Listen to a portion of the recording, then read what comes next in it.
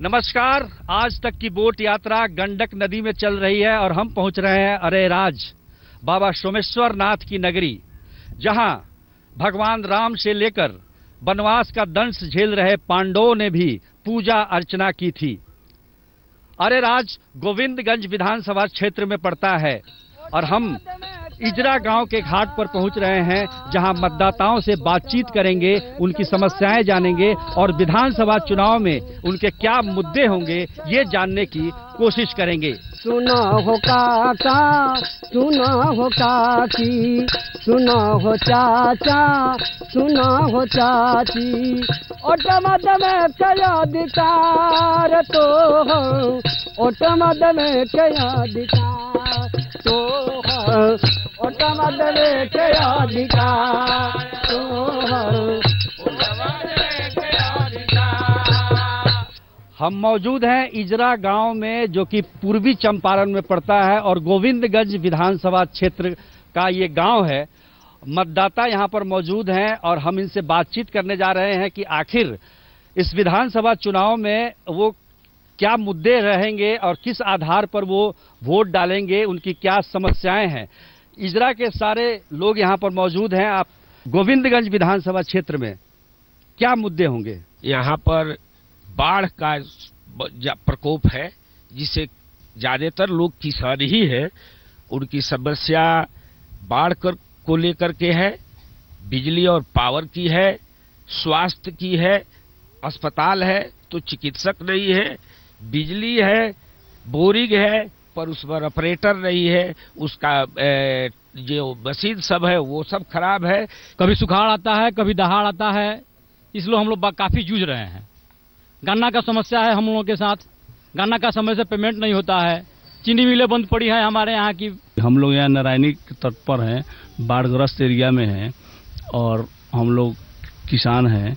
हम लोग की मेन मुख्य जीविका वहीं खेती बाड़ी ही है, तो सबसे दिक्कत ये हो जाती है जब बाढ़ आता है तो हम लोग की फसल दह जाती है। कोई रोजगार नहीं है, कोई जो साधन जो अदर स्टेट में है हम लोग के बिहार में नहीं है। विशेष करके हम लोग चंपारण का तो बहुत पहले से, आजादी से लेकर अभी तक दबे कुचले हैं। बाढ़ सुखाड़ की स्थिति है यहाँ पर। आप नदी के किनारे हैं, गंडक नदी के किनारे हैं, तो ऐसे में आप लोगों के हिसाब से इस समस्या का समाधान क्या हो सकता है? अभी सरकार निदान करेगी, नेपाल सरकार से बात करेगी। पानी नेपाल पहाड़ी इलाके से आता है, यहाँ दहा जाता है, सूख जाता है, तो नलकूप है लेकिन वहाँ पर कोई व्यवस्था नहीं है पानी पटा सके। सारा धान सूख रहा है। सबसे बड़ी समस्या हम लोग के यहाँ की भी गई गंडक नदी जो कटाव करती है, उसके विषय में हम लोग हर साल प्रयास करते हैं कि ढाट बना जाए, कुछ बना जाए। सरकार की ओर से कोई सुनवाई नहीं होती है। बच्चे हमारे पंचायत के, हमारे बिहार के बेरोजगार पड़े हुए हैं, रोजगार का सृजन नहीं हो रहा है। यहाँ के बिहारी बच्चे बाहर जाके कमा रहे हैं, बिहार में कोई रोजगार नहीं है। पूर्वी चंपारण के इस इजरा गांव में ढेर सारी समस्याएं अभी तक देखने को मिली है। सबसे बड़ी समस्या कटाव की है, जो कि गंडक नदी से हो रही है। बाढ़ सुखाड़, उसके बाद जो समस्या आती है वो शिक्षा व्यवस्था को लेकर है। यहाँ के बच्चे शिक्षा चाहते हैं, गांव में विद्यालय है, लेकिन क्या स्थिति है आइए जानते हैं उन्हीं से। बताइए। इस प्रखंड में आज तक कोई डिग्री महाविद्यालय नहीं है। हम लोगों को यहाँ से अपने अनुमंडल 10 किलोमीटर अरेराज जाना पड़ता है ग्रेजुएशन की पढ़ाई करने। अतः यहाँ पे एक तो महाविद्यालय का संग्रामपुर में स्थापना की जाए, ताकि हम लोगों को संग्रामपुर से ही शिक्षा मिल जाए। हम लोगों का प्रखंड मुख्यालय संग्रामपुर पड़ता है। यहाँ से 10 किलोमीटर दिक्कत हो रहा है और लड़कों लोगों को भी दिक्कत है। कभी बस मिला, कभी नहीं मिला, अपना सवारी है नहीं तो रह जाता है सब घरे। डिग्री कॉलेज तो अरे में 10 किलोमीटर है, लेकिन शिक्षक तो वहाँ पर है नहीं। कहाँ पे? अरे यार डिग्री कॉलेज में 2800 शिक्षक की जगह है, 6 शिक्षक है वहाँ पर, 5 शिक्षक है, क्या पढ़ाएंगे वो? स्टूडेंटों की संख्या वहाँ पर 4000 है और टीचर मात्र 4 है। समस्या तो सर बिजली की महत्वपूर्ण समस्या है और युवाओं को रोजगार मिले, नए रोजगारों का सृजन हो जिसमें हम लोगों को रोजगार मिल सके। हमारा रोजगार, हम रोजगार करेंगे तभी मतलब एक संपन्न अच्छे राज्य में रह रहे हैं तो हमको रोजगार की आवश्यकता है। हम चाहते हैं कि हमको रोजगार मिले, नौकरियां मिले, हमारे सभी भाइयों को मिले। केंद्रीय विश्वविद्यालय की स्थापना का भी एक यहाँ पर ज्वलंत मुद्दा है मोतिहारी में जी, स्थापना का, वो अभी पूरा नहीं हुआ है, वो अभी घोषणा ही हो रहा है, उसमें भी आगे अभी कुछ कार्रवाई हुई नहीं है। इजरा के गांव के लोग का कहना है कि बिजली यहाँ नहीं आती है। क्या बहुत कम आती है बिजली यहाँ 24 पहले से आती है बेहतर की क्या? नहीं, पहले की ही स्थिति है। पहले भी 2-3 घंटा आती थी, अभी भी 2-3 घंटा ही आती है। नलकूप का ट्रांसफार्मर है जिससे बिजली सप्लाई होती है यहाँ गांव में, और जनसंख्या यहाँ बहुत काफ़ी है, जिसके चलते वहाँ सब लोगों को बिजली नहीं पहुँच पाती है। स्थिति वही दयनीय है। इसमें ट्रांसफर का अलग से कुछ व्यवस्था हो जाता तो कुछ सुधार हो जाता। नीतीश कुमार के कार्यकाल में, माननीय मुख्यमंत्री के कार्यकाल में काम हुआ है, बिजली है, लेकिन सरकार वादा कर रही है कि हम ग्रामीण क्षेत्रों में 16 से 18 घंटे बिजली की सप्लाई दे रहे हैं।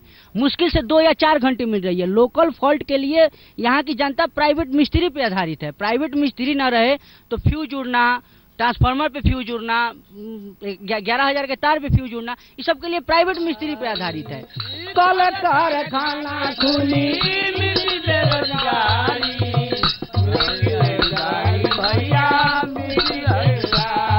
ओ नहीं रही भूखा कोई, नहीं बेरोजगारी, नहीं बेरोजगारी, नहीं रही भूखा कोई, नहीं बेरोजगारी, नहीं बेरोजगारी भैया, नहीं बेरोजगारी, नहीं बाहरा के पैसा, ओ नहीं बाहरा के पैसा कैसा होई, हमरा देशवा के तब ही विकास होई। हमने पूरे बिहार में, या यूँ कहें कि अभी हम जहाँ से आ रहे हैं पश्चिमी चंपारण, पूर्वी चंपारण में हम आ चुके हैं, कानून व्यवस्था को लेकर हमने सवाल किए और कई जगह अच्छे भी उसके पॉजिटिव भी जवाब मिले, कई जगह निगेटिव जवाब मिले।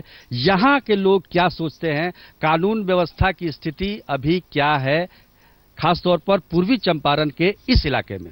आए दिन मर्डर हो रहा है, कभी किसी का, कभी किसी का, कभी किसी का, बराबर मतलब वहाँ मर्डर हो ही रहा है। कभी बच्चा का हो, कभी छात्र का हो, कभी कोई प्रॉपर्टी डीलर का हो। किसी तरह का समस्या मोतिहारी में अगर है तो इस मोतिहारी, मुजफ्फरपुर, बेतिया, अगर सबसे कहीं क्राइम ज़्यादा है तो मोतिहारी में है। और यहाँ एक डीलर की हत्या हो गई दिन दहाड़े, यहाँ चलते हुए मार दिया गोली वहाँ से चढ़रैया में और रज में। तो ये क्या उदाहरण के रूप में दिया जाए, बहुत गड़बड़ स्थिति है। प्रशासन की पकड़ ही ढीली मानी जाएगी, जिसके वजह से अपराध बढ़े हैं, अपराध घटे नहीं है। आजकल तो लड़कियों के साथ रेखवे करते हैं, रेप कैसा कितना होता है। बैंक से रुपया निकालिए, सुरक्षित घर आइएगा कि नहीं आएगा ये पता नहीं है। यहाँ के ये जनता जो है, इजरा की जनता क्या सोचती है कि इस बार वोट विकास पे डाला जा रहा है या जात पात पे डाला जा रहा है? विकास के मुद्दे पर ही वोट डाला जाएगा, ऐसी उम्मीद है और ऐसा रुझान भी है। जाते के आधार पर तो टिकट बंटवारा लोग करते हैं, फिर भी सब लोग विकास चाहते हैं, विकास के नाम पर वोट। नहीं, विकास पर ही हम लोग चाहते हैं। जी जी जी, जात पात पर नहीं, कहीं नहीं, जात पात का कोई इसमें थी नहीं। फिर भी हम लोगों को ऐसा चाहिए कि हम लोगों के दुख दर्द में हमेशा साथ रहे, कदम से कदम मिलाकर चलने वाला कैंडिडेट हो। ओ कहीं चंपारण में विकास न बुझाला, कहीं चंपारण में ओ शिक्षित बेरोजगारी के समस्या, ओ शिक्षित बेरोजगारी के समस्या ना निराश होई, हमरा देशवा के तबही विकास होई, हमरा देशवा के तबही विकास होई। जो टिकट बंटवारा होता है, जो वंशवाद होता है, जो परिवारवाद होता है, उसका क्या असर पड़ता है मतदाताओं पर? क्या असर पड़ता है? पर जो कोई भी पार्टी पॉलिसी, कोई भी नेता अगर अपने संबंधी को, अपने रिलेटिव को अगर कैंडिडेट बनाता है तो अपना वो खुद समझता है कि हम दबंगता दिखा रहे हैं या हम अपना जो है ना अपने खानदान को बढ़ावा दे रहे हैं, ना पब्लिसिटी से कोई लगाव नहीं है। पूरे बिहार में जातिवाद और परिवारवाद ये सब राजनीति को दूषित करने वाला बात है।